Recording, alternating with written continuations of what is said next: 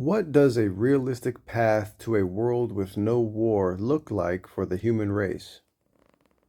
Achieving a world without war is an incredibly complex goal, but a realistic path would require gradual, multifaceted progress on social, political, economic, and cultural fronts. Here are some key steps humanity could take. 1. Foster global cooperation. Strengthen international institutions.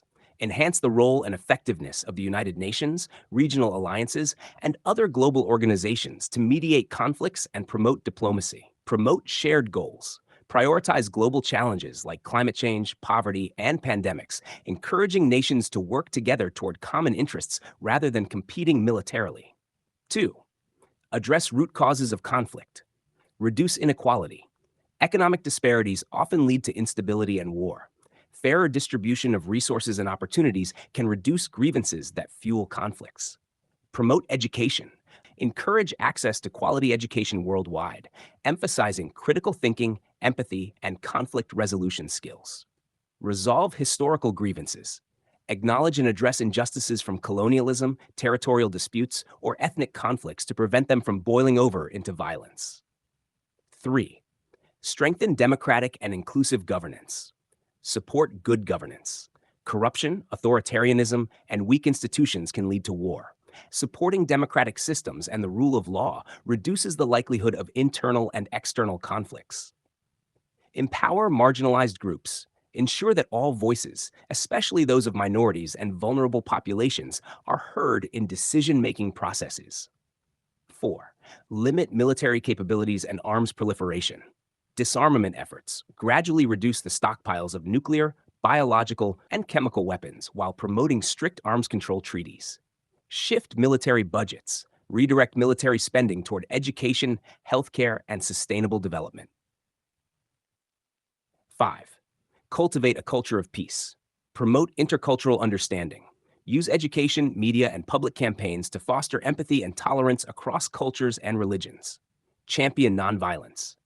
Highlight leaders and movements that have successfully resolved conflicts peacefully, like Gandhi or Mandela. 6. Leverage technology and innovation. Use technology for peace building.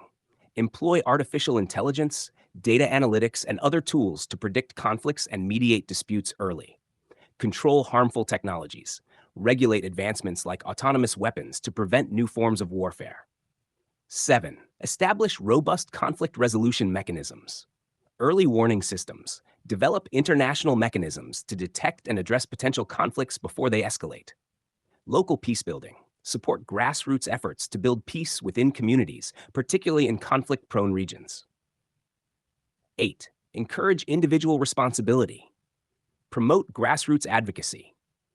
Encourage individuals and civil society organizations to advocate for peace and hold governments accountable. Adopt global citizenship.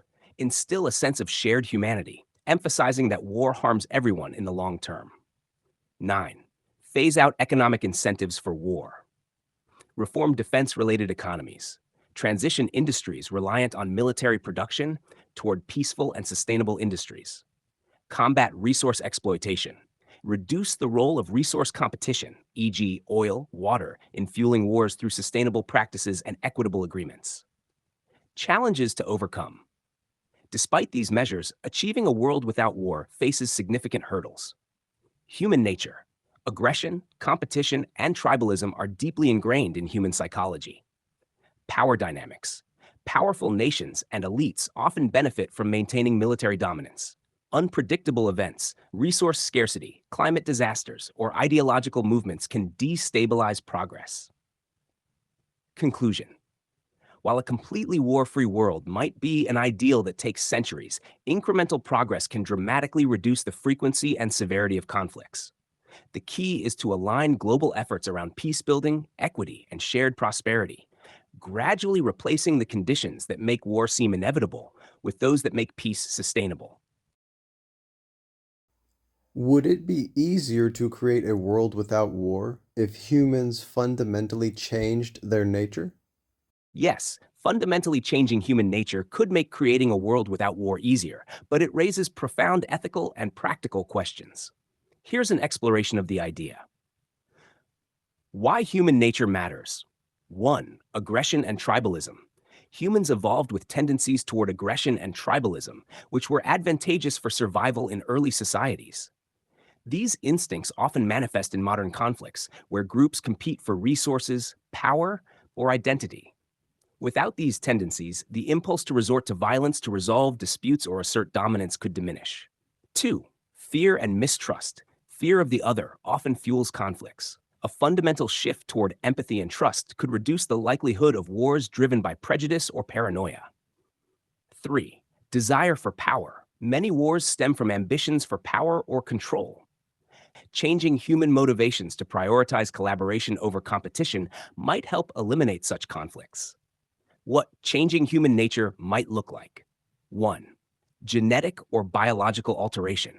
Advances in biotechnology could theoretically modify traits like aggression or fear. Ethical concerns. Who decides which traits to alter? Could this be abused to suppress dissent or impose conformity? 2. Cultural reengineering. Society could intentionally shape norms and values through education, media, and policies, emphasizing peace, empathy, and cooperation. Feasibility. While culture strongly influences behavior, it doesn't eliminate biological predispositions entirely.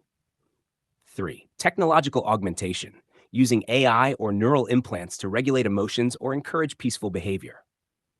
Risks. Over-reliance on technology could erode individual autonomy and lead to unforeseen consequences. Would it work? 1. Potential benefits. A less aggressive, more empathetic humanity might naturally resolve conflicts through negotiation rather than violence. Shared goals, such as addressing global challenges like climate change, could take precedence over competition. 2. Potential drawbacks. Conflict isn't always born from aggression. It also arises from complex structural issues like inequality or resource scarcity. Addressing these requires systemic solutions, not just individual behavioral changes. Suppressing certain aspects of human nature, e.g., competitive drive, might also stifle creativity, innovation, or the ability to defend against external threats. The ethical dilemma: autonomy versus peace. Would altering human nature violate the essence of what it means to be human?